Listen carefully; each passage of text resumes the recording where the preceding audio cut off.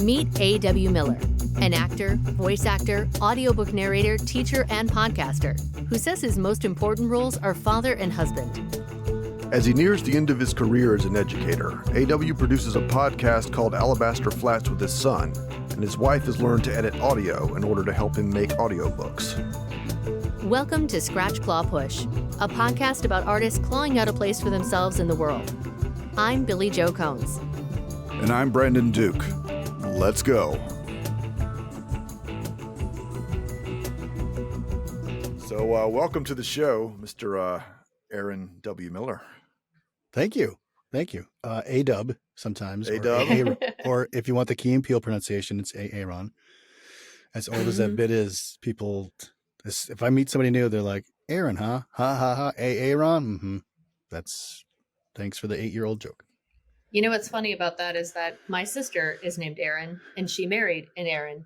Oh, boy. And so in our family, it gets really confusing when you're like, Aaron, which one are we talking to? Wow, so it's always Aaron or Erin, because I also have Mexican family, so we just pronounce it the Spanish way, and then you know. I know a guy named Michael who married another guy named Michael. Oh, that's gonna be weird too. Yeah. Weird that you both know people who married somebody with their same first. I'd use my middle name. I would never marry someone named Bill. That would just be weird. Like, to call someone by your own name. But then, like, when you're being, spicy, what happens then? You're calling your own name. So that's right. Weird. It would be weird. That reminds me of a joke about Kanye West being so full of himself that when he does it, he calls out his own name. Yeah. Right at the top of the show here. Yes, let's just pave the way. We told you we had an explicit warning. So right at the top, one of the things we like to do to kick off the show, we call it the 60-second intro. Billy, are you going to run the clock on this one? Yeah, and I'll explain it. So basically, we give you 60 seconds. Try to go up to but not over. Blackjack rules. And just give us your elevator pitch, your backstory. Who are you? What do you do? And what is most important for people to know about you? And then we can deep dive afterwards. Are you ready? I'm ready. All right, and go.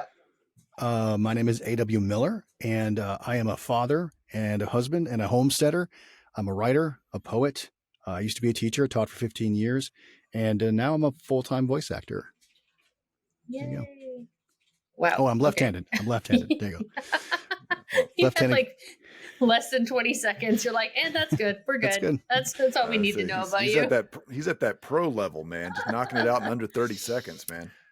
I mean, I'm just trying to be, sensitive to the other stuff you might want to get to. So you are fully retired now from teaching? No, I wish. No? But I have 2 full-time jobs. Mm-hmm. But I don't teach anymore. I'm actually the director of fine arts and enrichment for a charter school. Oh.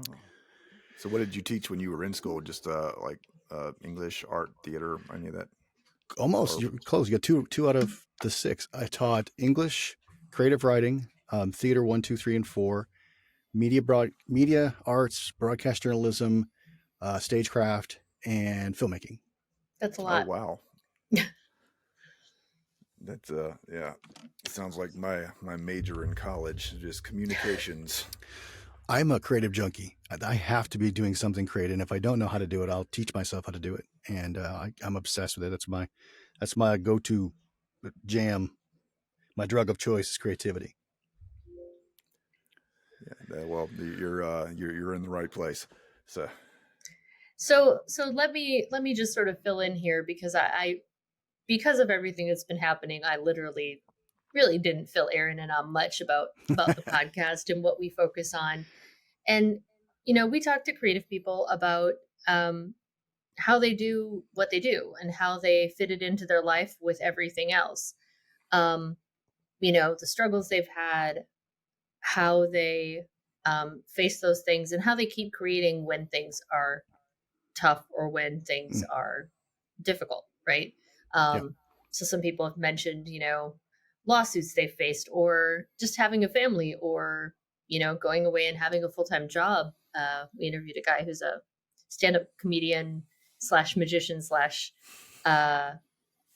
teacher. He was a teacher for full time for years and years, and then an administrator, I think, too, Wow. and Okay. martial artist. So yeah, talking to people like that, those are the people I'm fascinated by, is people who are just driven to create and really want to keep doing it no matter what happens. Yeah. So talk to us a little bit about, how you ended up teaching, and if there was ever a time in your life when you did sort of struggle to do the creative stuff and what you wanted to do. I got into teaching because people don't pay freelancers very well. And this was 15 years ago. And our oldest son came home and said, guess what? My history teacher walked out in the middle of the day. And I'd been struggling to not make ends meet, but just get people to pay you what you're worth when you're doing, we were doing graphic design and copywriting. And so my wife was like, well, maybe you should apply. I had almost gotten my certification anyway when I got my bachelor's. So like, we'll see what happens. So I did, and I got the job. And I taught at one school for 8 years and then another school for 7 years. And in the middle of that, about 8 years into it, my wife said, you need a creative hobby. Have you thought about narrating audiobooks? And I said, what? I could just do that?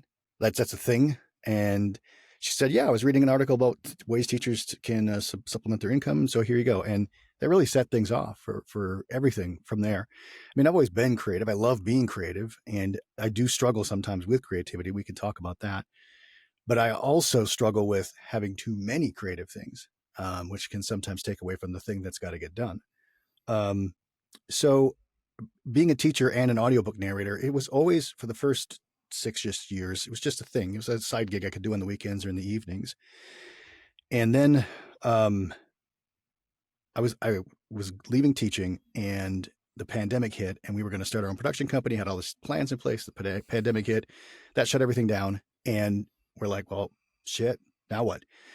And my wife was like, let's just put everything into voice acting just to see what happens. And I did. And that was amazing. The pandemic was good to me and my family because of the impact and the focus I put into it. I sided with agents, picked up a bunch of gigs, and then the audiobook stuff took off. After that, I taught my wife to edit audiobooks, so I didn't have to listen to myself anymore. So that's been awesome for us. And that's the retirement plan, really, is to go full-time voice acting. And I'm close. There you go. That's a longer answer than the 60-second intro. Well, that's what we're after at this point. So you taught your wife. Was she ever resistant to that, or was she totally in? It was her idea. No, it was her idea. She said, maybe you could get more audiobooks done if you weren't also having to edit it. Maybe you should teach me. And I said, would you want to do that? She was, let's see how, show me what it is. And so I did. And it was that was a learning curve for me. I'm not OCD about anything except for my audio. And so, when you edit, you have to edit for the other person. And I arrogantly was like, well, I don't know if maybe she's going to not do this or miss that or whatever, but she did fantastic. And she's been doing it for almost a year and a half now. And she's actually edits audiobooks for a couple of other narrators. Sorry. So that's been really good. It has really expanded how many audiobooks I've been able to do. Last year we did 25. Wow. Yeah. That's a lot of audiobooks. So generally, like on average, how long does it take you to record one of your audiobooks?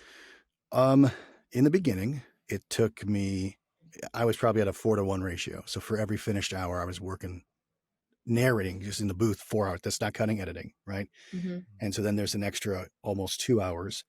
And that's why I was a very sideline part-time gig. But now I'm probably about 2-to-1 for narrating. My wife's about 2-to-1 for editing. So an 8-hour audiobook, in theory, we could knock it out in 4 or 5 days, but there's life, there's auditions, there's house to take care of, that kind of stuff. Mm-hmm. So, and you said go ahead. No, I'm assuming, like with these audiobooks, I'm assuming you're the sole narrator. And I have done multicast. Yeah. It just depends on the gig. For most of the independent authors I work with, yes, I'm 99% of the time it's just me. A handful of the independent authors want dual narration. Very rarely does an independent author ask for duets. And so, but I've also been hired to do a multicast on a couple of books, which was that's kind of cool. I love acting, period. And so getting an opportunity to do any kind of thing like that is fantastic. That's why I think I'm addicted to voice acting, because if it is just me, I get to play all these characters. I think I did one book that had 27 different characters. I'm doing a couple of fantasy books now that probably are at that, if not more. So that's a lot of fun. But then working with other people, being able to be like this, I've done some work with Craig Hart with LRT Media, and that guy is fantastic. If you haven't had him on your show, you should. I've done Sherlock Holmes and Robin Hood and actually a couple of Sherlock Holmes. But that's a lot of fun because we get to have other actors, and occasionally we can all be together and just play off of each other. Yeah, I'm doing an audiobook now that has a full voice cast, and it is a beast. So I was going to ask before, so you said that you are a homesteader as well. Yep. So, and you're outside of the Nashville area. I am. I live in a small town called Manchester that is known for the big music event called Bonnaroo. And we have a 5-acre homestead that when we first got here wasn't a homestead. And then over the years, we've just like, let's do this. And so we got chickens. Chickens were the first thing we got. They're the gateway farm animal to all the other farm animals. So then we eventually added pigs. We get a pig every couple of years. And then we went, let's see what happens and get a cow. So we got a Dexter. She's gorgeous. Her name is Medea. Same attitude. And then we got a bull, and she got knocked up, and we had a calf and milked a cow for a while. Then we got another cow. We got a Jersey. They're both still here, but neither of them are in milk. But it's fun. I love it. And I'm addicted to raising our own chickens. So every spring we incubate eggs. At one time we probably had 60 chickens. We're down to maybe like 30 now. And that's a lot of eggs. So we never have to buy eggs, which is nice. And they're many different colors: blue, white, brown, speckled, green. Probably saves you a lot of trouble around Easter. It does. It does. But that type of thing is a lot of work. So how do you balance that and 2 full-time jobs? I mean, farms are a lot of work. They are. And it's fortunately not a full-on functioning farm. It's more of a hobby farm. So we have a little garden patch that this year was a big reset for us. I'll answer your question first, then I'll explain why. How do I do it? I don't know. I get up very early in the mornings, and when I come home from the other full-time job, it's late evenings, trying to finish an audiobook, and weekends are great. I could be in the studio for longer. But this year's hard on our garden and everything because a series of things happened. My dad passed away in May, and then like within 2 weeks, my mom's like, I want to move back to Wisconsin. So that it was chaos, and everything got stopped. Everything got shut down. And then we got hit by a tornado, which destroyed our chicken coops, wiped out a bunch of trees. We have trees all over our property now, just laying down because they got wiped out. And, it's only my wife and I, because our kids are all older, all adults. And so we've been trying slowly catching up. And finally, we've managed to kind of assimilate all my dad's stuff and all the stuff my mom didn't want to take with her. And now we're finally back in a place where I think I'm feeling a lot more creative because none of that stuff is sort of sitting there. And I think, creative people, we feed off of that. We like to be working on things, whatever it is. If you're a creative junkie, you like lots of projects. If you're a focused person, you like to be able to finish one project. And so when the clutter of life gets in the way, it can be it is like a drug. It gets, you have withdrawals from not being able to do it. And my wife knows when I'm hitting a dry spot, even if I've been doing it on an audiobook, which is fun. She's like, you should go design something. And so I'll sit at my computer and just work on design, or I'll go write. Yeah, I think both Brandon and I can identify with what you're saying. I feel like he's starting a new podcast every day, doing the audiobook, and I'm over here. I'm like, ooh, Canva. And then I'm, doing the podcast, and then I'm doing all the voiceover stuff and writing and everything else. So I feel you there. Like you're crushing it though. When you had that awesome post that just went super viral for you. And I don't know how you met Brandon, but how I met you was because of the pandemic. Mm-hmm. And we clicked, and we became VO best buddies. after that. And you've been on my podcast, and so it's an honor to return the favor. Although you weren't yourself, so No, I wasn't. You let me play another Southerner, so that's yeah. always fun. Yeah, I've dubbed Billy an honorary Southerner. One, she's got the name Billy Joe, but I mean she seems to have a knack for playing Southerners, and that's how we met. As I was casting an audio drama podcast, which got put on hold thanks to the pandemic. Mm. And actually, the one episode we have finished, because it's a full voice cast. We had something like anywhere from like 20 to 26 actors playing multiple roles. That's awesome. And Billy is playing a tough Southern chick who gets to bust the balls of our main character all through the story. I love it. Yeah, it's an anthology, and it's 19 episodes, every single one being a different short story. So it's a lot, but Yeah, I'm not in all of them. I think I'm in 4, maybe. Yeah, you're at least 3 or 4 of them. You're also like the host of one of the vignettes, one that I have mostly done that I'm just sitting on. Yeah, so like when we get a few more, we can drop it.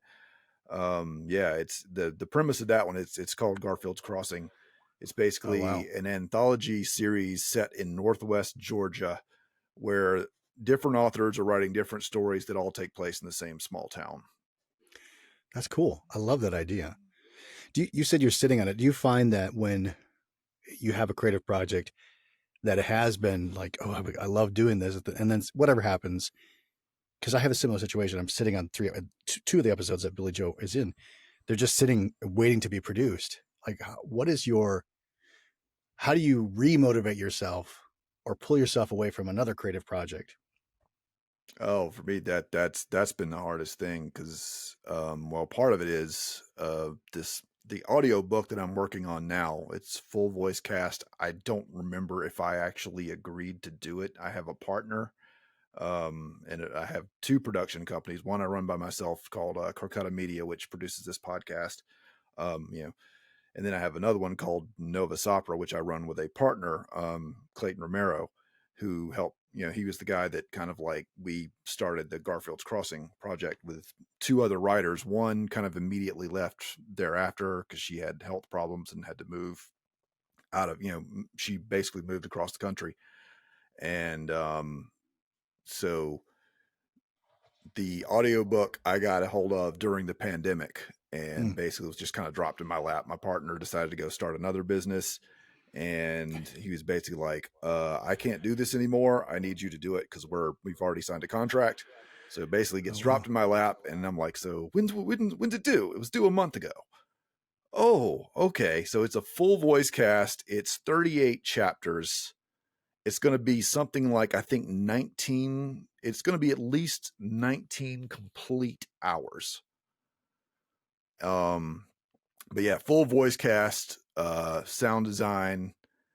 It's a fantasy story, so you got to get kind of creative with some of what you're doing, like with some of the sounds. And I've decided to make some music for it too, because there's some places, like with some of these with certain books, there's going to be like time jumps, right? So you're explaining things that are happening over like maybe a month or 2, or like that. So that's places where like I don't know what to do for like sound design during there because there's so much going on. It would just sound like a mess if I tried to, get too granular. So I'll probably write some very basic music and lay that over it so it has some kind of continual flow.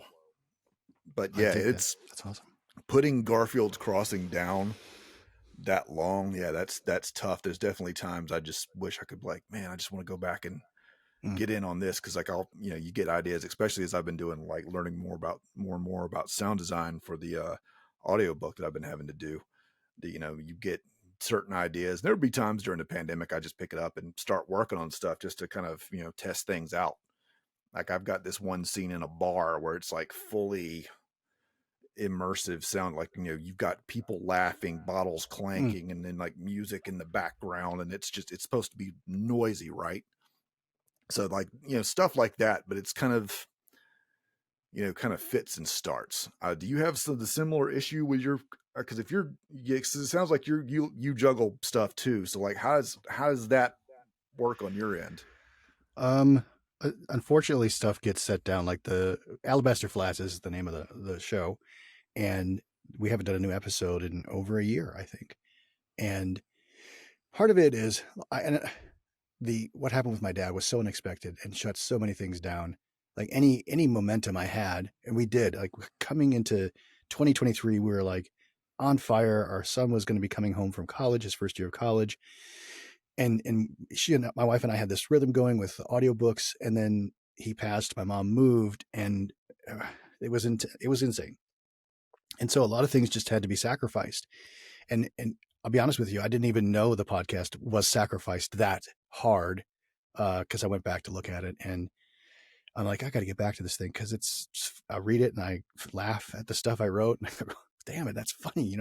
I want other people to laugh. I love making people laugh. I think for me, I have to really, really be very firm with myself, because the path of least resistance is to start something new.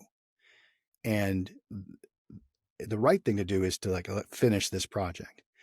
The first full-length novel I wrote, it took me 15 years to finish it, and it's still not really finished. It was a 450-page novel, and I was like, I'm never going to publish this whole thing. So I just published book 1. It was never intended to be a series. It was meant to be its own thing. So yeah, it's hard. And I think what I wish, Billy Joe started this wonderful VO Playground. I got motivation from that, and then audiobooks just took off for us, and I had to work in the evenings, and every evening. I think the other side to this is you can have all these creative projects, but it put a strain on just the day-to-day, because we had booked so many audiobooks, and then after my dad, everything got shut down, and then we got this big backlog of it. And so my wife and I both had to say, we got to stop. Yes, these books are due, but we're going to have to contact everybody and just say, look, we're going to have to pause here. We got to take 3 days. And we did.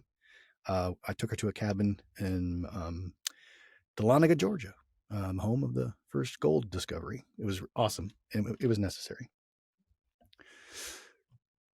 So we as far as, again, carrying on, I mean, that's definitely been a thing for me, is for this project, the part of the reason Garfield's Crossing got put down is because I'm working on the audiobook, and that is a gig that, we have to finish it in order to get paid. Unfortunately, it has taken an insane amount of time, just because I was trying during the pandemic. You probably had a similar issue. I was trying to juggle a whole bunch of stuff, and most of it just ended up falling apart, because I left my corporate gig in December of 2020, and I'm coming out here hoping that the pandemic's not going to, do what it did. But it we had several projects kind of in the works planned out, and we were like, okay, now I'm going to get to do this full time. And basically, just because of the pandemic, was just wreaking havoc on, everything. One project after another just kind of fell apart. Now it's kind of I'm down to this audiobook, and I'm doing this podcast just because I had a podcast before where we were doing something similar. But this one, I kind of miss talking to creatives, and, getting to have that dialogue and kind of learning from everybody, and, reached out to Billy, because she's, pretty good at that anyway. And judging by a lot of her writings and a lot of her posts on social media, she's kind of already on this kick. So this is, I, had to get this thing going. But yeah, when you're trying to do that much creative stuff, I guess there's would you sort of as a pull? Because I mean, you got to process that kind of stuff all day, especially if it's any that much. I'm sure for the audiobooks, you got to be thinking about your characters. You got to think okay, how am I going to read this section, that section? And it takes a lot of mental energy. How do you keep that going? Or how do you kind of resist the fatigue that comes along with having to juggle all that stuff? I have, I guess, the opposite problem. If it's not creative, and that's more draining to me. The other full-time job can be much more draining, because I work with people. I manage a group of teachers, and curriculum is involved. It's stuff I like doing it, but it's much more draining to me, because a lot of it it's left brain stuff, not right brain stuff. And so the right brain stuff for me is what I can do it all day long. I don't generally think about how am I going to narrate this book? How am I going to do this character? I just jump in and do that. I do think what has happened is it's the paying jobs that took over and kept us from being able to do the other side creative stuff. Like I don't get paid to write books yet. I don't get paid to do Alabaster Flats yet. And so it was easy to go, well, I just have to hang that up for now and go, these audiobooks have to get done because, that's what's going toward the retirement plan is to be able to do those. And then there's all the auditions, right? That is really hard to balance. The industry says, got to get those auditions in as soon as you can. Yes. And you got to get them in well done too. So you can't just pop in the studio and, lay something down and hope it works. So there's a whole process that goes into that, as you well know. And so I think, how do I balance all that? I have an amazing wife who is the best support system in the world. And she is very left-brained, much more so than I am. She can keep track of stuff. I don't even know how. She knows everybody's social security number in the family, not like you. But she is very good. She's a great project manager who never went to school for it and could probably run a construction company. She could run, she runs this house, right? Kids will call her still. Our daughter lives in Murfreesboro now, like 30 minutes away from us. I'm saying it like you guys know what I'm talking about. And she'd be like, Mom, I don't know how to do this. And she'll just talk her through it. Stuff like this. I was looking for a paintbrush for about 20 minutes before the show started. And there's a roll of fiberglass drywall tape in there. Got it all over my arm. I'm like, I got to go to this interview. And I'm scratching my arm. And she's like, come here. And she pulls out some Scotch tape and puts it on my arm and pulls it off. I was like, how'd you know how to do that? She just smiles. And my son goes, she's a damn sorceress. I said, hell yeah, she is. She is a damn sorceress. So we are damn sorceresses. Yeah. I know. Witchcraft gets a bad rap, man. Seriously. Right. I agree. Yeah. I think, as a creative, it helps to have a support system. And if you don't have one and you're a loner, I think that's got to be tough, because I know if I'm having a shitty day, on either side of it, on either full-time job or just in general, she's going to be there for me. And I have that release with her. Even if it's just, hey, go play Grand Theft Auto. So. And that's how we met. I mean, really, is I was offering, I'm pretty sure that's how we met, was I was offering pep talks to people at the beginning of the year one year, because the beginning of the year always sucks. It's always slow. And everyone wants to like hit the new year running. Everyone's like, I want to do this, right? And then we always hit the new year, and it always takes a week or two or 4 for things to really get moving. And so it's always this sort of whiplash of feeling like I want to do stuff and then having stuff not happen. And so I was like, you know what? And also coming out of the pandemic, I think people were still in a not great place. And so I was like, I know a lot of people who just need a pep talk. Like, I know I'm good at that. Let's chat. Anybody want to chat? But I agree with you. Like, I think people who I don't know how some people manage to keep their community so small. And then the problem is then when you need help, you only have a few people to depend on, and I'm always like, more people, but I'm an extrovert. So there's that. When you were talking before, I had a question in mind I was going to ask you. Oh, you were talking about just the projects that fell by the wayside, kind of like your podcast, and how much easier it is to just start something new. And I'm wondering do you have a way of knowing inside you, do you have a way of, do you divine what, is this something I want to keep going with? Is this something I need to abandon or is this something I'm going to temporarily set aside and come back to? Because I don't know if you guys have ever heard of the Kelly and Connor emotional cycle of change. Possibly. No. Okay. So it's a, scientist, psychological, whatever. So the Kelly and Connor emotional cycle of change is like, you start something new and you have momentum, and then it starts getting hard. Is it like the 5 stages of grief? But no, but I've seen other things that kind of use this without saying Kelly and Connor emotional cycle of change. Like, it's more like the arc of creating, where you're like, I have momentum and it's uninformed optimism. And then you hit the top and you're like, and then all of a sudden it Mm. starts to become a slog, and then it's informed pessimism. And then there's like the trough, which is the pit of despair when you're like, oh, this is way harder than I ever thought it was going to be. I know I hit that in voiceover at a certain point where I'm just, you hit the thing and you're like, feels impossible. There's always a point where something feels impossible and you want to just throw it overboard and start something new, because something new always seems easier because you have excitement around it. Mm.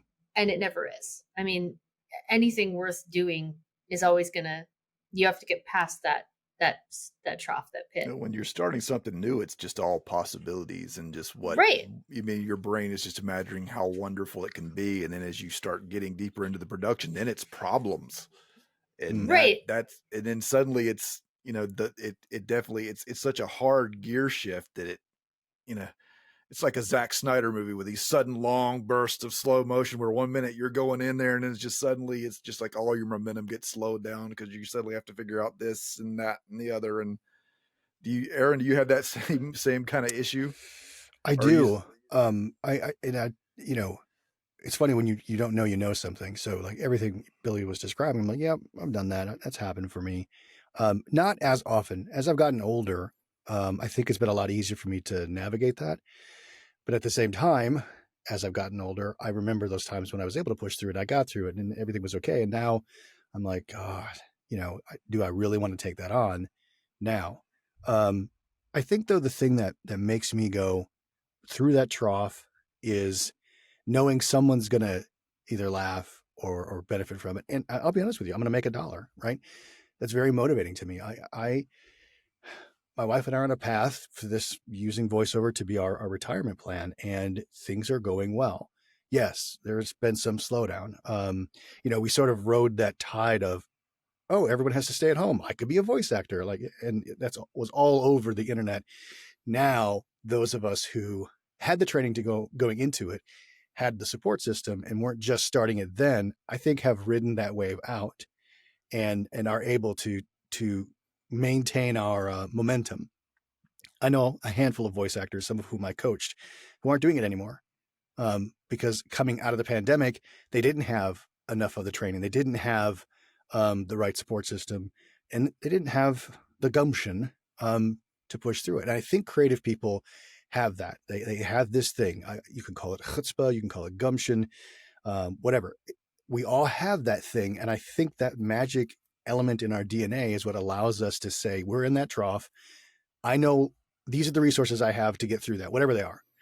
If it's a support system, if it's recreational things, whatever, GTA. Billy Joe, what do you think I was talking about?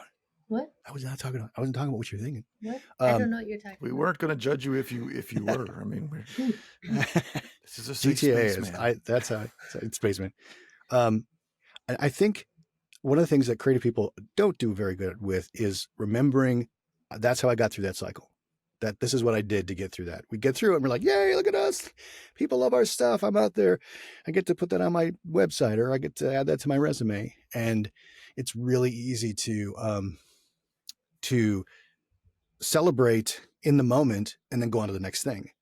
I always used to say when I was teaching and directing theater productions, everyone shouts their no's, and we very rarely shout our yeses, because I think societally we've been told, don't brag, right? You shouldn't pat yourself on the back too much.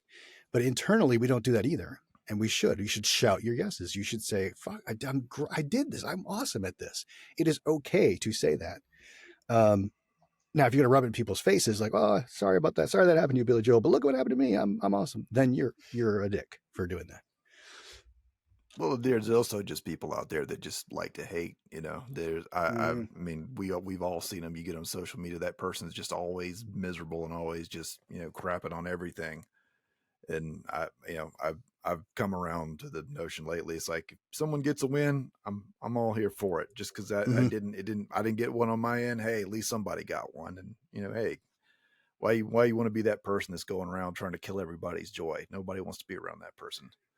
I agree. Those are the people who don't have whatever it takes, that the gumption to get through those tough times. What they have is lashing out. like John Lovitz in that episode of Friends, where everything is awful for him, and he wants everyone to know how awful it is.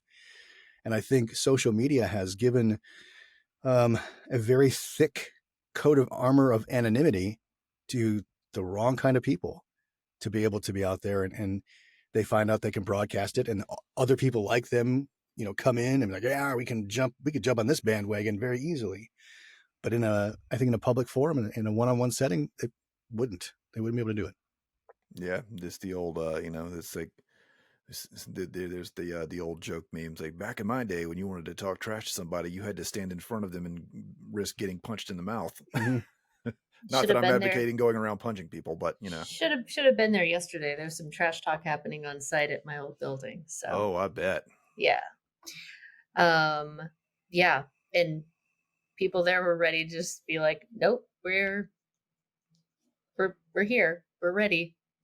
It's very different, yeah, when you're face to face and you have to, be prepared for what might come. I don't remember what I was going to say. I'm sorry. It went away. I did have a follow up. So yeah. Like you're talking about just kind of getting through those troughs. Do you find that just the experience of having gone through one makes it easier the next time and the next time and the next time? I think it's that and something else. I love learning. I'm obsessed with learning as much as I am with creativity. And I have always been that way. And I'm blessed that my wife is that way too. And so anything that we want to take on together, we have that. So we share those things. And I think getting through those things, I make the conscious effort to remind myself that's what you had to do to get through it. But on the other side of it, I'm going to be a better person. Like even if it's a 1% growth is growth. And I think it's important to be able to look back on that and say, "Ooh, I don't know, that was sketchy. Getting through that was tough." Like this year, it was hard. This last 4 months sucked terribly. But I can look back on it and go, I learned how to use a chipper shredder. I inherited my dad's tools, and I get to be reminded of him. So I try to have those things, and I don't ever think I've ever been depressed because I do so much stuff. Maybe that's the problem, is I just fill my life with projects, but I don't get depressed. I look at the things I've accomplished and then remind myself how hard it was and how I got through it. And, there's a memoir in there somewhere, I think too. Just like you were talking about earlier, it's just taking stock of your victories, Yep. And taking stock of who helped you get through it. What did they do? Paying it forward, and being able to use the skills you have to benefit as many people as possible. And if you can make $1 at it, that's awesome. I think I had conversations with people who go, well, they're very altruistic about it. Like, it's not about the money. Bullshit. It's not about the money. That you have to have money to get the stuff, right? And so just name that and be honest about it and say, yep, I like making $1 and I'm having fun doing it. Well, yes. As much as I hate to quote Kanye West, but it's not that it's what is it? Having money isn't everything, but not having it is. So, yep. You're on a Kanye kick today. What's with the Kanye references? I don't know. I'll probably read some article about him being a jackass somewhere. So it just pops up, and then you just like that guy, whatever. Yeah, I see. Yeah, I'm sorry. I'm very out of it right now. So yeah, I'm just kind of here for the ride today, guys. I'm sorry. You should get some Post-it notes. Like right in front of me, I have whenever I think of something, I will jot it down. I also have all my audiobook notes. I've literally got four different notebooks in front of me for various projects. I am taking notes, show notes as I go during this on my computer. But I'm still living out of. I can't even say I'm not living out of a suitcase. Those are still in my building, but I'm living out of plastic bags and things thrown on the floor. And what's in front of me is, oh, look, I bought nail clippers and, so I could have my own. Yeah, no. So I'm just, yeah, but I feel you when you were talking about losing your dad.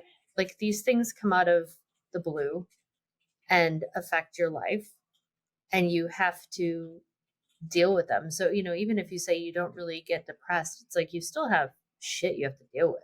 You Oh know what I yeah, mean? Like for sure. you're still in the shit, and Yep. have to process that, and have to. And we talked to Brandon, and I had a little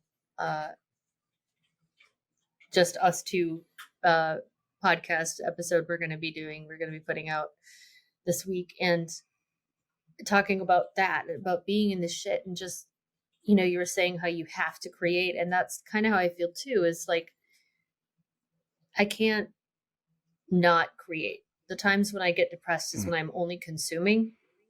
Mm-hmm. And if I'm only consuming, I will get depressed pretty fast. Like I need to, and there's something about creating things that are tactile too, that is different than creating like just writing or just speaking. Like sometimes I'm just like, I want to sew, or I don't know how to knit, but I'm like, I just want to like, I want to do some cross stitch, or, or clay, or I don't know. Like lately I've been craving, I say craving, and I do mean this. I want to make puppets, and I want to use paper Nice. mache to do it. Like that's what I've Fantastic. been wanting to do. And if I was still in my apartment, I might be doing that at this point. Might have gone. I kept thinking like, oh, I need to go get some newspaper, and then I just want to like spend a weekend making paper mache things. But I agree with you. Like, there is the problem of what sometimes gets in the way of that just pure creation, which I definitely did a ton of as a kid. What gets in the way of that is, oh, but look, in the pay to play sites, I just got like 18 more auditions that I should do. Mm-hmm. And so and I have this sort of like all or nothing type of personality, where if I see that, I want to just do all of them, and not necessarily pick and choose. Mm-hmm. I'm sort of a completist, if you will. And so that's really hard sometimes, because when I was a kid, I could just let myself create, you know? Do you? Yeah. Well, I think I try to approach things with that kid mentality. One of the things I really enjoyed directing musicals and straight plays, and it was fun working with other humans, trying to convince them that the best thing they could do is just let go of everything and be themselves, just play. Right? That's why it's called a play. Um, but it's very frustrating because once you become that jaded adult, when you have seen the world and the world has, the bird has pooped on you more than once, it can be very difficult to allocate the amount of energy and resources necessary. But you were talking about wanting to do the paper mache thing. It made me think of when my wife was pregnant and she would be like, I want pickle juice, or I want to chew ice. That's actually scientifically, if you are pregnant and you want to chew ice, it's because your hemoglobin is low. And so your body wants it. So I think the same thing with a creative person. You want to be grounded in something, and it can't be a cerebral thing. It can't be writing. It has to be something making. So I love designing things, but I love playing with clay also. When I was teaching theater, I taught myself how to do slip casting. Loved it. Right. We did Phantom of the Opera as one of our musicals, and I created both of Phantom's masks, the Red Death mask and his classic mask. And I love doing that. And you were also talking about, if I'm just consuming, and this year has been more consumption than output for me. And so I appreciate that reminder of that, because what you put in is what comes out. And if you only consume other people's media or creativity or whatever, nothing of your own it's just going to get clogged. And I think if there was some Drano for the mind that you could take, that would probably help a lot of creative people who get in this slump. Because I also think I recently got really involved in Dr. Joe Dispenza, he believes in meditation and manifestation. And so I think the world coming out of the pandemic, there has been a massive energy shift. And for 2.5, 3 years, we were psychically in the shit. And now it's going back the other way. Mm-hmm. Right. The flow that it's been cleansed or whatever, the drain's been pulled. And so things are happening. And I think people like us who can be, yep, I was in this shit, can step away from it and go, wow, that was tough. And I can clean myself up and keep going. But there's a whole contingent of people, I'm not going to name any generations, Mm-hmm. who are like, no, I'm in the shit. Look, it's still on me. Mm-hmm. I deserve something because I was in the shit. And then they go out of their way to stay in it. And Dispenza, among others, talks about like, it will be exactly what you say it's going to be. And if you say, well, my life sucks, it's going to. And if you say, well, no one's going to help me, you're right. Because the first person to do that is you. Yeah. And nothing's going to change until you do it. And I'm a victim of this myself. Like I want to be healthier. I'm going to be 53 next year. And I don't feel 53, but my body's like, guess what, buddy? You you do nothing and nothing's going to happen. So I'm trying to fix that on a global scale for myself. Yeah, I think Brandon and I both feel you there. Like, I definitely didn't do as much physically during the pandemic. Well, I did for a bit. And then, like, I used to go on long walks. But then as soon as the world started coming back to and the need to make money came back to, then it was like, oh, nope, I'm going full force, auditions all the time. I don't have time to go out for 2-hour long walks every day again. I don't have time to. And also, I messed my shoulder up, so I couldn't go swimming anymore. Like those things happen. But Brandon's like always out hiking and trying to get back there too. So I think we both feel you. I did martial arts for 14 years, and the workouts I was doing right before I got my black belt would probably kill me now. I mean, literally would probably kill me. I look at some of the stuff I was doing and just go, God, like I would do sets, like you do the whole circuits, right? You do, 15 of this thing, 15 of that thing. And then you go back and start over. It's like, now I can't get through one. And I'm just like, man, how was I even doing that? That was only like I was 39 when I stopped, and I was, doing stuff that, a few years later now just would take me out. So, I mean, I'm just saying, I feel you. Do you think it's definitely like the whole finding balance between, I guess, like intake and output?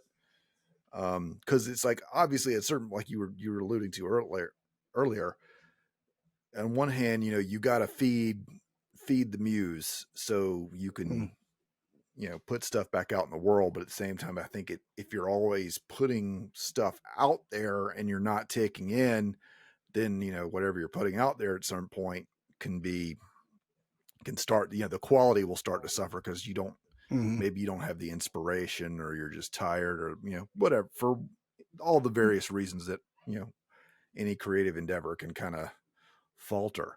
So I guess. Okay. Before he speaks to that though, I want to piggyback on that because, so you're talking about like balancing the intake and output, but also like the quality of intake, I think matters too, because there's a difference between like binge watching Desperate Housewives or whatever, or Real Housewives of Atlanta, and, watching something of quality that is well written, and, and there's a difference between even watching something that is well crafted and just getting input from the world too. Right. So yeah. Sorry. Now. No. That's a good point. I guess. So what's the question? I guess what are we asking him? So yeah, what's your? I mean, just to elaborate further on kind of what you're talking about earlier, just I guess, like, how do you feed your muse, and how do you feel like knowing obviously that there's that balance, what are you doing? I say you got GTA, like what are the other things aside from like, pretending to commit, vehicular theft. And, right. Does your muse like dry kibble, or does it prefer a pate? Do you have, my muse has not liked how I've done things lately. And I hate to keep harping. I was like, oh, my dad, it was before then. I drifted away from a lot of the things that I used to feed myself with. And I think I have been more of a consumer and not as much of a, where's that nice balance for it? When I'm doing it well, I'm reading, actually reading a book. I have listened to a lot of audiobooks, not just my own. But I because of my commute, I have the opportunity to listen to audiobooks. I've been trying to just get back into teaching myself things and learning things. And so I love building my own websites. I try to stay on my TikTok channel because I love doing that. I do miss coaching acting. That's one of my, that fires me right up, working with other humans. I think one of the things I want to say is one of my, I don't know, Millerisms would say to actors is, you only have 100% attention to give to anything, right? Humans cannot multitask. We are not capable. We only have one brain. And people are like, I can multitask. No, bullshit, you can't. If you say, I can be listening to TV while I'm working on my homework, great. You're 50% on the TV and probably 75 and 25, right? So I think the same thing is with creative projects, and the input and output has to be that too. You could only do one thing at a time, one thought at a time, as Avett Brothers sings. And so it's important to know that about your attention, your ability to work on one thing or another. And it's the same thing with relationships. It's the same thing, the greatest gift you can give somebody is 100% of your attention. And if there's one thing that has come out of the pandemic that I've really just taken in, it's that, like, just, everyone listening to the show, watching the show, I challenge you to spend 5 minutes doing nothing but looking at the person that is your person. Like, give them 100% of your attention. Don't have a phone with you. Don't have anything else with you. Work hard not to be distracted. Just 5 minutes. And what happens is absolutely powerful. I'm not saying, bond or meditate or whatever. If you want to, great. But putting that kind of attention for somebody, that's the best thing you can do. And when I coach actors, that is the hardest thing to get them to do. They're humans like to spend time in the past, like trying to fix things that they can't, or they're anticipating the future of an event that they don't even have any control over because you don't know what's going to happen. And being present in the moment is really hard. And tying that back to all this creative stuff, my challenge is I don't do what I preach, right? I don't spend 100% of my attention on this one thing. I have 3 monitors at my workstation, and I can pull up this and, oh, what about this? And then suddenly I'm down 12 rabbit holes, and none of the stuff I was supposed to get done got done. And so I think that's something I have to work on as far as that. So, and maybe it's trough avoidance, to go back to Billy's thing. It's like, well, if I just keep working a little bit on each one of these, I'll never have to go through the trough of any of them. But then that's not success, right? They're not achieving the things you set out to do. Yeah, that's interesting you put it that way, because a long time ago, someone advised me that I needed to put all my eggs in one basket, if you will, that I was doing too much, and I've since come up with a different analogy about this, but it is like, if you're trying to drive from Kansas City to Los Angeles and you're every day driving in a different direction, you're never going to get to Los Angeles, right? Like, you got to just focus your energies for a bit and get to where you want to be. And then you can drive to the other places, right? But it's like, there's only so much going off the beaten path. It's like, if you stay on the highway, you'll get there super fast. If you go the long way and take a bunch of detours, it's going to be a lot slower. And it's up to you if you want to do that. If the detours are going to make your life a little more interesting, by all means. But you still got to go in the general direction of the goal, right? Truth. Mm-hmm. Yeah. So what would you tell someone, because you've been talking about this, so you're almost at the time when you're like going to retire from your career and, go into retirement with your homestead and your voiceover career, which is, busy enough as it is. But for someone who hasn't been through as many troughs as we all have been through, what advice would you give them about, how to get through that, or how to keep creating in spite of any big life events that come up too? I think the most important thing is, for me, is that it will be what you believe it will be. And if you start out on a project and you say, I'm never going to get through this, you probably won't.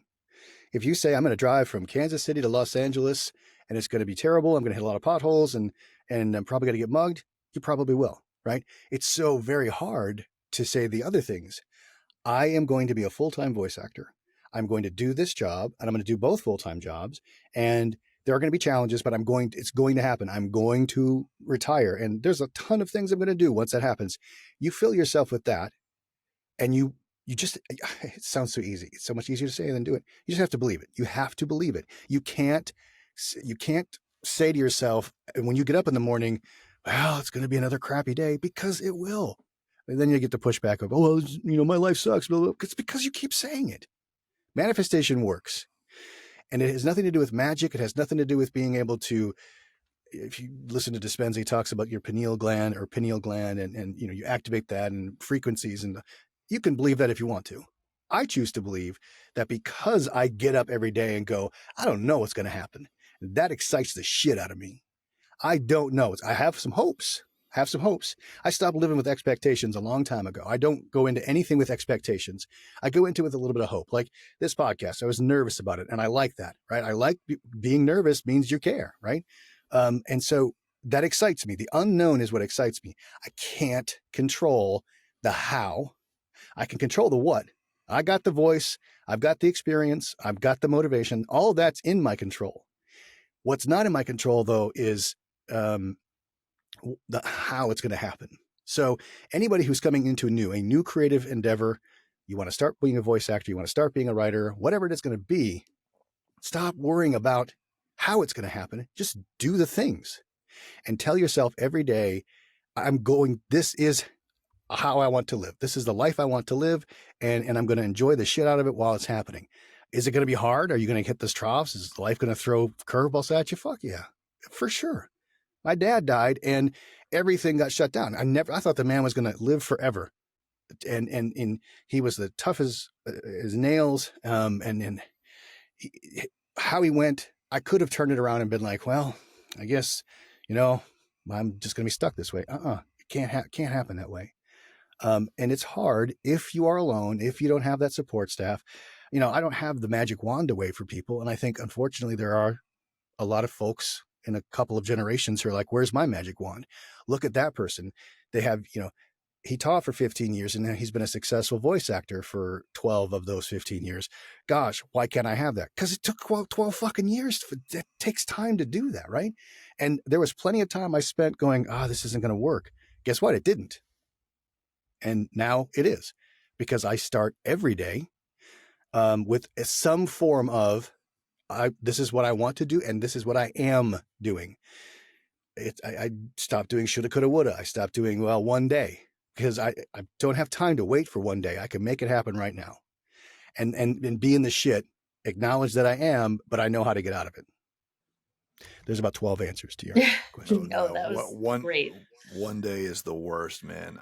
That has become, when I hear people say that, there's something in my brain that catches on fire, and not like in a nice way. It's because we've all know that person that one day I'm going to finish my novel, and I'm like, I'm at the point now, like, no, you're not. Not why you're talking like that. They should read Steinbeck's Of Mice and Men. If you want the worst, most tragic end to One Day We're Gonna, it's that book. And it's top 10 books of all time for me. I'm a huge Steinbeck fan. I have not read all of his stuff. I'm not an obsessed fan, but I just love his writing. And when I taught English, Of Mice and Men was my jam as a go-to book. But the One Day I'm Gonna, you want some motivation to be like, okay, I got to get my shit together. There's stuff I got to do, and recognize it's going to take time. Read that book. I don't know about you, but I find personally that deaths of my loved ones in my life have been extremely motivating for me, because they make you wake up. They make you realize, like, oh, I may not have tomorrow, and all I have is right now, right? I don't know if I will have someday, one day. So, how do I want to be living today, and what do I want to create now? There are a lot of things that I still haven't done that I say one day, but it's because I'm doing other things right now. And so, you kind of just gotta, I think, prioritize which of those things is the most important to you. And sometimes that's really hard for people, I think, but But I think, going back to what we were talking about before, it's also deciding, is it more important for me to go watch the show and do more intake, or is it more important for me to do the output? And, like, I think all three of us have this intense need to express something, and to put out there in the world that thing. So I know I really liked your answer. I mean, yeah, it was a lot of them, but it is a good answer. Good. Thank you. And I agree with you, about a lot of that. That it's mindset. Even if there's, you said something before about, people. You were talking about people coming to you and being like, "Oh, well, you've been doing that for so long and you're so successful." And I've had the same things. People will come and be like, "Oh, well, I wish I had your willpower. I wish I had your whatever, perseverance, strength, whatever it is." And I'm always like, I'm not magic. It's literally just one foot in front of the other. It's literally just making tiny choices every day that add up, right? And situational awareness. It would be nice to say, well, I just right place, right time, but that wouldn't happen if you weren't aware all the other times of when an opportunity was out there. The opportunity to meet you 2 or 3 years ago, has led to a variety of things. I signed with an agency because of you. Now, okay, fine. I could say, yeah, I'm on LinkedIn and I go on there periodically, but since then I've been on there a lot more, right? Is that because you're magic or I'm magic? No, it's because situational awareness. I recognized an opportunity and I like to meet people and talk to them anyway. And so I took advantage of that. And I think to add to that other piece of advice, I think it's important that you are filling yourself with all the things that are good, bad, and ugly, right? You can't recognize garbage if you're not watching it sometimes, and you won't recognize it coming out of you if you haven't already taken it in. So I think that's important to incorporate into it. But situational awareness and saying that thing, I need to do that thing. Well, it's that your focus determines your reality, right? Because as you've talked about a lot here, if you're always looking for the bad, it becomes this self-fulfilling prophecy, like, oh, well, I'm going to go do this thing and it's going to be bad. And then you just start looking for all the signs of like, okay, it's about to fall apart. And instead of looking for the opportunities, I know that can sound like really overly simplistic and Pollyannish, but we've talked to so many people that have done so many things just because they were open and always kind of looking like, hey, what else is out there? And it sounds like that's something that's worked for you. Absolutely. 100%. Even if it's like, oh, I made a bad choice. When my wife and I are doing design work, I made a mistake that everybody missed on the cover of this brochure. Guess what? I learned to triple check things now, right? So even though it was a mistake, and I think we've talked before about how there's some folks who are just like, I'm in the shit, I'm going to just stay in it. I think it's important that as a creative, you go, that was a terrible thing. Nobody died. I didn't lose any appendages and I'm not on fire. So what can I take away? That is my, when people come to me and say, I'm having a bad day, I say, well, are you on fire? No. Good. You'll recover. Right. I feel like that should be on a t-shirt. Every day you're not on fire is a good fucking day.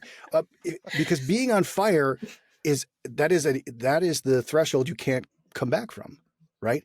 Because there will always be scar tissue and there's things that happen. So, if something's going wrong and it's bad and I'm feeling like, I'm going to get, you feel that the mercury of your anxiety rising. Am I on fire? No. Okay. I can get through this. Well, I think that's a great place to end this episode. Thank you so much for coming on and talking to us. Absolutely. Well, where can the people find you if they want to at you online? Miller's Voice, at Miller's Voice is pretty much everything. A.W. Miller is my stage name, and there's websites out there at vochutzpah.com. I'm getting a new one though because I've realized that one sounds like I'm selling something Yiddish. So I'm working on that. But yeah, at Miller's Voice on Instagram and TikTok. I would love it if people would follow TikTok. I love TikTok. I'm obsessed with it. Me too. I stay away because I'm obsessed with it. Like I get Not sucked just into watching, not just easily. consuming. I like to put the material out there and then have people comment. Although I started this, we're supposed to end the show. I started this thing now that I call it shit people should ask me, but they don't.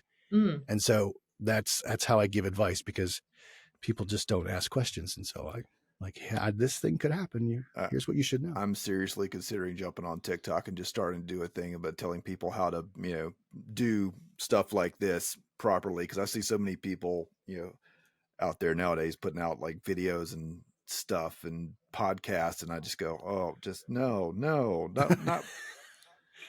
just a little attention to detail was all, cause right. Oh man, I've seen some stuff out there that it just hurts me. And and it was an interesting subject. That's why I tuned in. But if you just didn't, you didn't bother to learn how to do anything properly. So, right. Or nobody told you can't sing. Right. You could do the show. Or nobody told you to drink some water. Right. Here's how you should do the show. Like an American Idol kind of thing. You take the 3 TikTok videos about whatever subject that you are most knowledgeable in, and of those 3, one has done well or done it right, and you just critique them. Because the reason American Idol is successful is because they love the people who can't, who no one has said to you, hey, Sally, you can't sing. Nope. Because people don't want to be honest. It's hard to be honest. I don't want to hurt their feelings, but you know what? Maybe you should say to them. Actually, the best piece of writing advice I ever got was this guy that I used to work with at Turner, who was, I want to say he's from like the Russian Georgia. So, not exactly a people known for mincing words, but he was a big reader. So I gave him this piece and he was just like, it was very good, but it was predictable. And I'm like, thanks, man. Because like you knew he wasn't bullshitting you. So he's like, it's fine, but at the same time, you went exactly where I thought you were going to go, and I was just like, I appreciated it for that. Sure. So we need more Dutch and German and Russian friends, is what you're saying. Yeah. Well, you need somebody who can tell you when you're not doing well, because I feel like that's most people. Because it's like, it's funny because growing up, like especially like if you've ever been like in a small town, like if you've got any shred of talent, people just go, oh my God, you're amazing. Yeah. And then of course you get up to say college or wherever else, and you realize, oh, all these other people are good too, and some of them are a lot better than me. And then you get to, and then that like as you progress, it's the people that can get past that level of like, oh, I don't already know it all. I am, you've been told that you're amazing, but maybe you're just okay. And if you want to get good, if better, great, you've kind of need people that are willing to kind of go, another story I like to tell, and I think I might have told it on the podcast before, is one of the best, I thought strangely, one of the nicest things someone ever said to me was in an art class that we were drawing, doing stuff with like chalk and charcoal and all that stuff. My teacher gets up in the middle of class and kind of goes, take a look at this, people. Most people would call this a sensitive drawing. And I say, bullshit. This is a chicken shit drawing. And I'm saying that because I know Brendan could do better. And I was like, thanks, man. And I think that ended up being like one of my best pictures, because he was honest enough to tell me, come on, man, you're half-assing it, dear. I know you can do better than that. That I'm married to that person. I designed all the posters for our shows, and I would put hours into it, and I'd be like, look, babe. And she's like, I don't like it. And then I always got butthurt about it, right? I would just be like such a baby about it. And so she's really helped me not thicken my skin, because people say, oh, you actors, you must have a thick skin. I am aware of where my limitations and shortcomings are. And I know that I tend to react emotionally when something is given that is clearly correct, right? Yes, what I was upset about is the time I put into it, and I'm wrong. But I wasn't wrong. It wasn't, the poster didn't fit our audience or didn't fit whatever the theme was for. And so I've learned to get through that. And I think people who are just starting out in any creative pursuit, not only do they need somebody who's going to say, should you put that there? Should you maybe drink some water? Should you maybe not go do that song? I think they also need not a thick skin. It's that situational awareness of, I'm going to get upset about this. And I get upset about this when these things happen, and just being able to look back at that trough we went through and remember those things to help you so you don't. Like Brandon, you could have said to your teacher, you know what, F you, screw you, and gotten emotionally upset about it. And then you wouldn't have had that learning experience.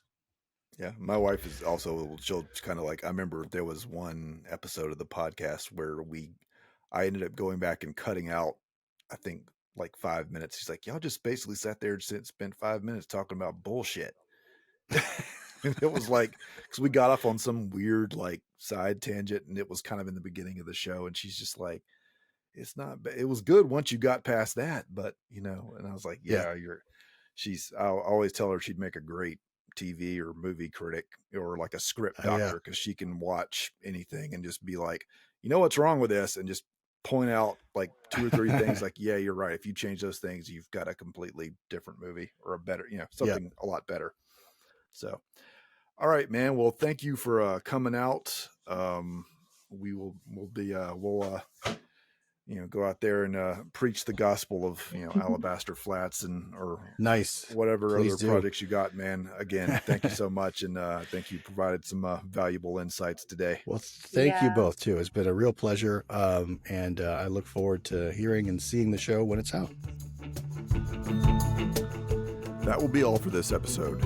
To keep up with the show, follow us on Facebook, Instagram, and Twitter at Scratch Claw Push.